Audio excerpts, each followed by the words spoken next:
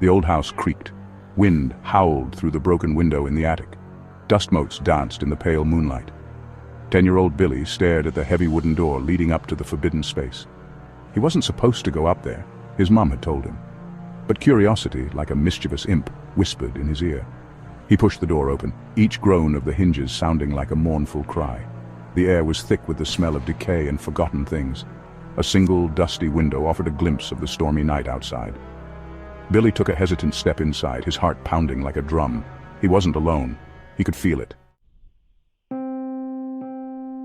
A faint glimmer, reflecting the moonlight, caught Billy's eye. He moved towards it, pushing aside cobwebs thick with years of neglect. There, in the corner, sat a trunk. It was covered in dust and cobwebs, its once bright colors faded with time.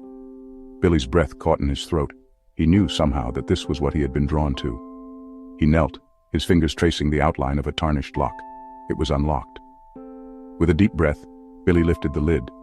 The scent of lavender and something old, something almost mournful, wafted up to greet him. There, nestled in faded velvet, lay a doll. It was beautiful. The doll was crafted from fine porcelain, a material known for its fragility and elegance.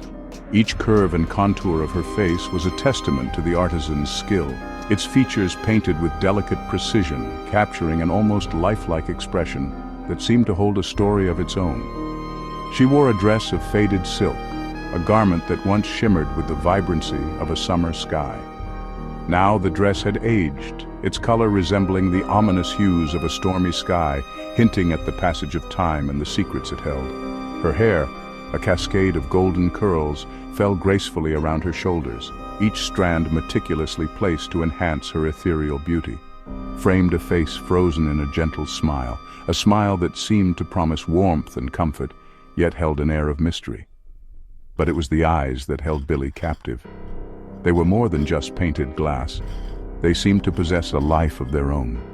They were a startling blue, a shade so vivid it was as if the sky itself had been captured within them. Like the first forget-me-nots of spring, those eyes were a beacon of innocence and purity, yet they held a depth that was unsettling, and seemed to follow his every move, tracking him with an intensity that made him feel both watched and understood. There was something in those eyes, a flicker of something beyond the painted surface, a hint of a soul trapped within. A flicker of something beyond the painted surface, a hidden depth that suggested the doll was more than just an inanimate object. That sent shivers down his spine. The sensation was a mix of fear and fascination, a pull he couldn't resist. He picked her up carefully, his hands trembling slightly as he felt the cool, smooth surface of the porcelain. Cradling her in his arms, he marveled at the weight and the delicate craftsmanship, feeling a strange connection to the doll. In that moment he knew he had found something special, something dangerous. The doll was not just a toy, it was a keeper of secrets, a silent witness to untold stories. Billy felt a chill run through him as he realized the doll's true nature. It was as if the doll had chosen him, revealing its hidden depths and the mysteries it held. He couldn't shake the feeling that this was the beginning of something extraordinary, something that would change his life forever. The porcelain and lies intertwined, creating a bond that was both enchanting and terrifying. Billy knew he had to uncover the truth behind those captivating blue eyes, no matter the cost. That night, Billy slept soundly for the first time in weeks. He had named the doll Eliza, and he placed her on his bedside table, her painted eyes gazing at him with unsettling intensity. He didn't mind. He felt strangely comforted by her presence. But as the night wore on, the shadows in his room seemed to deepen. The wind howled outside, rattling the windows like skeletal fingers. And then, he heard it. A faint whisper coming from the doll. "Thank you," it seemed to say. "Thank you for waking me." The days that followed were filled with a strange mix of joy and unease. Billy took Eliza everywhere with him. They played in the garden, her porcelain hand cool in his. He told her his secrets, confiding in her as he would a best friend. His mother, however, was not pleased. She had paled upon seeing the doll, her eyes widening with an emotion Billy couldn't quite place. "Get rid of it," she had whispered, her voice trembling. "Please, Billy, it's not safe." But Billy refused. He couldn't explain the bond he felt with Eliza. It was as if she were more than just a doll, as if she understood him. Section 6. Whispers in the Dead of Night. As the days turned into weeks, the whispers grew stronger.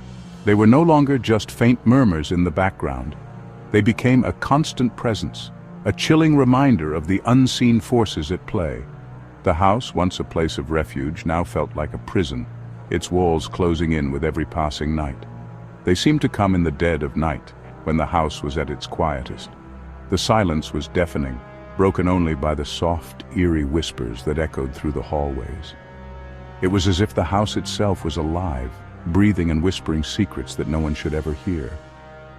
"Play with me, Billy," Eliza would whisper, her voice a chilling echo of a child's. "Don't leave me alone." The words sent shivers down Billy's spine, a cold dread settling in his stomach. He knew he should get rid of the doll, but something held him back, a force stronger than his own will. Billy tried to ignore the whispers, but they wormed their way into his dreams. Night after night, he found himself trapped in a nightmare, Eliza's voice calling out to him, her presence a dark shadow that he couldn't escape. His sleep was no longer a refuge but a battleground, his mind a war zone. He started to feel tired all the time, drained of energy. The whispers were relentless, sapping his strength and leaving him a shell of his former self. Every morning he woke up more exhausted than the night before, his body aching and his mind foggy. Dark circles formed under his eyes. His once bright and lively eyes were now dull and lifeless, a reflection of the torment he was enduring. Friends and family began to notice the change, their concern growing with each passing day.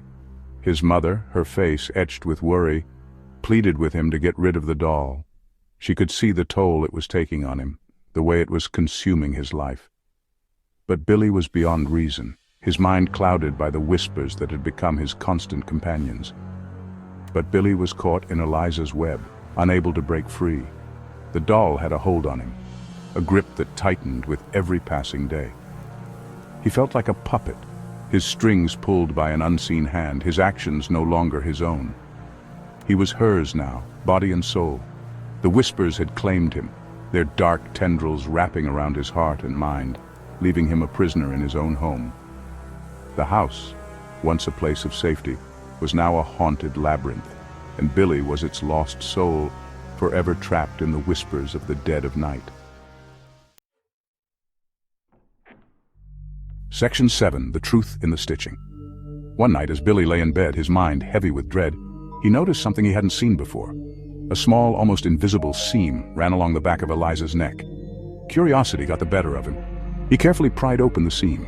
Inside, tucked away as if hidden from prying eyes, was a small, faded piece of paper.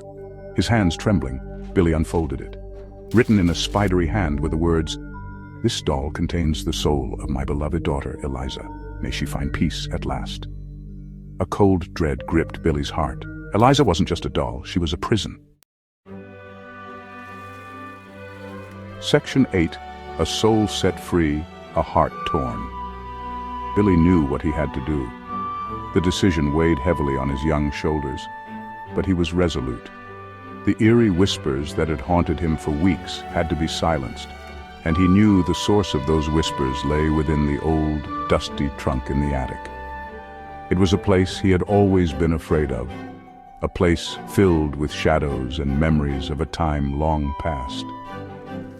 He took Eliza to the attic, back to the dusty trunk where he had found her. Each step up the creaky staircase felt like a journey into the unknown, a confrontation with the fears that had plagued his nights. The attic was a world apart, a realm of forgotten relics and silent echoes. The air was thick with dust, and the dim light barely pierced the gloom. With tears streaming down his face, he placed her gently inside. It was not just a doll he was parting with, but a companion who had shared his fears and dreams. The tears were not just for the loss of a toy, but for the end of a chapter in his life. He had grown attached to Eliza, despite the strange occurrences that surrounded her. He knew he was saying goodbye not just to a doll, but to a friend who had been with him through the darkest nights, who had been a silent witness to his fears and hopes. The bond they shared was inexplicable, forged in the crucible of his young heart's deepest emotions, to a presence that, despite the fear, had offered him a strange sort of comfort. Eliza had been more than just a doll. She had been a guardian of sorts, a presence that had made the darkness a little less terrifying. Even in the eerie silence of the attic, she had been a beacon of solace. As he closed the lid of the trunk, he could have sworn he heard a sigh. A soft, almost imperceptible sound that seemed to carry a weight of relief. It was as if Eliza herself was acknowledging the end of their journey together, a final farewell to the boy who had given her a second life. A sigh of contentment. The whispers stopped. The oppressive atmosphere that had hung over the house lifted, replaced by a profound silence. It was a silence that spoke volumes, a silence that marked the end of an era. The house fell silent. Billy's mother found him later, curled up on the attic floor, fast asleep. She had been worried about him, had sensed the changes in him over the past few weeks. Seeing him there, in the place he had feared the most, brought a mix of relief and concern. He looked peaceful for the first time in weeks. The lines of worry and fear that had etched themselves into his young face were gone, replaced by a serene expression. It was as if a great burden had been lifted from his small shoulders. But his eyes, when they opened, held a deep and lingering sadness.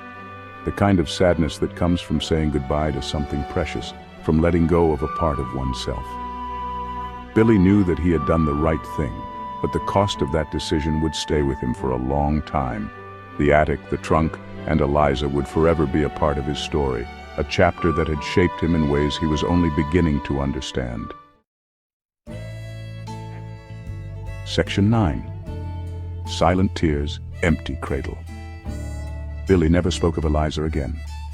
He grew up, the memory of the haunted doll fading to a distant nightmare. But some nights, when the wind howled outside his window, he could almost hear the faint echo of a whisper, and he would remember the doll with the sad blue eyes and the terrible secret she held. He never forgot Eliza. He never forgot the weight of her porcelain hand in his, or the chilling whisper of her voice in the dead of night. And though he knew he had done the right thing, a part of him would always mourn the loss of his strange and unsettling friend. The haunted doll,